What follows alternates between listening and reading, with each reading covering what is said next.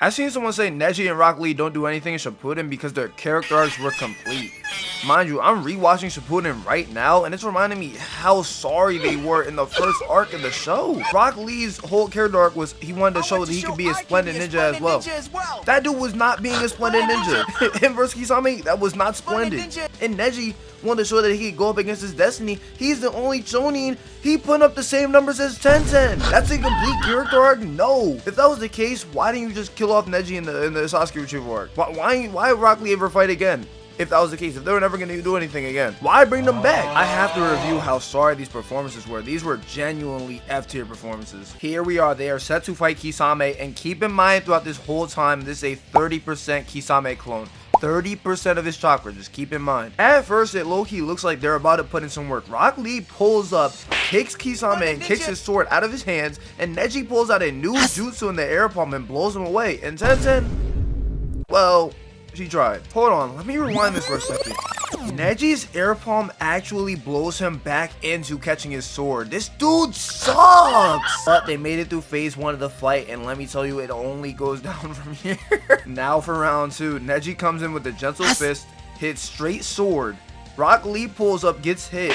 Hold on, what does he have on his wrist? Is that wood? They break and he immediately just throws them away. What was the point of that? Tenten follows up and her attack was so weak, Kisame just sits there and laughs at her. My guy is the only one putting up a decent fight right now. He manages to take his sword away again. And now he looks like he's ready for an opening. It's their time to shine, right? Let's go! Kisame notices this and summons water clones and oh no. I've seen this before. Please don't run into it. All three of them run straight into the water prism and get sucked up. Tenten, I understand. You have nothing to counter that. Rock Lee, you're not fast enough to get away. And Neji, where is your rotation at? Hakun watching this like, where's Kakashi at? I can't watch these bums anymore. Oh nah, Rock Lee, don't look sad now. This is your fault. You're sorry behind once you get caught in the water prism. The three of them getting captured forces Guy Sensei to fight Kisame all by himself, and Tenten is such a burden that she starts to fade, lose her breath, which forces Guy Sensei to use his 6 gates against Kisame clone, a 30% clone by the way. Once Guy unleashes his energy in the 6 gates, Neji's like, yo, I have an opening now, I can escape and use my 8 trigrams. Brother, if you could move, why didn't you just do that from the beginning? Mind you, hold on,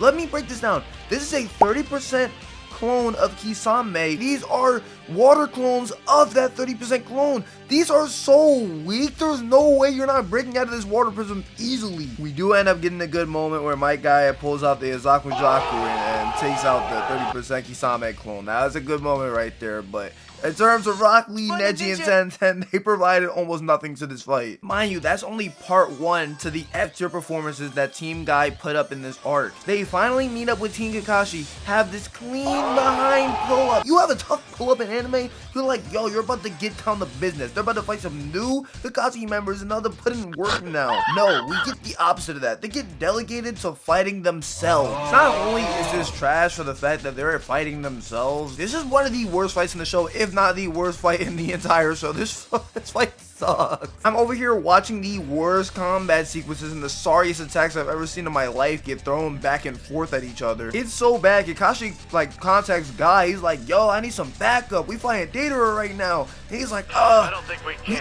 We can't, man. Brother, why? You can't take out a clone of yourself? Never mind, I see why. Look at this weak behind tug of war Tenten has going on. This is the most filler canon fight I've ever seen in my life. But despite how forgettable the fight is, I wouldn't even care if I didn't hear the dumbest reason for winning a fight I've ever heard in my life. This dude Rock Lee says, yo, I found a way to beat the clones. He says, to make ourselves stronger than we were when our clones were created. Mid-fight. Like, what does that even mean, bro? How are we supposed to make ourselves stronger all of a sudden? Yes. Tenten is asking the right questions. And instead of giving her a valid answer to how they're supposed to get stronger mid-fight, this dude Rock Lee just says, stronger than we were yesterday. And it works. They get a random power boost mid-fight. Why didn't you just do that at the beginning of the fight? Yo, yeah, I'm cool. I'm cool. Team Guy versus Team Guy is notoriously hated on. I will not allow this next part to go under the rug.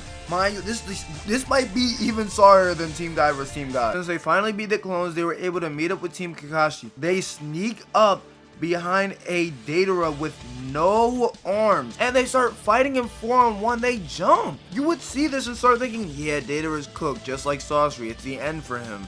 No! The only person to land a hit in this fight was Neji with an air palm. He was weaving them crazy and outrunning them. Guy and Rock Lee are on the team. How are you getting outran? Do you not have weights on you at all times? What do those weights do? Deidara's not even that fast to be outrunning you like that. The fact that they couldn't get no hits off on a Deidara with 0 arms who was weakened and beaten up is not talked about enough. That's one of the sorriest things I've ever seen in my life. And on top of that, Deidara was about to kill them if not Kakashi didn't use Kamui. That explosion was going to hit them. You can't make it up. Cause there's no way you see all that and you think, yeah, their character arcs were definitely complete. Rock Lee, he's a splendid ninja for sure. And Neji, he's fighting his destiny. Yes, sir. There's no way. Rock Lee, he's supposed to be the best Taiju specialist of all time. He ain't land 1 hit on a Deidara with 0 arms. That's a splendid ninja for you right there, though. Neji might actually be the sorriest Jonin in Hidden Leaf history. We expect this from Ten, so I can't even say nothing about her. But Rock Lee and Neji are on her level, and that's the problem. And that's all I got for today, man.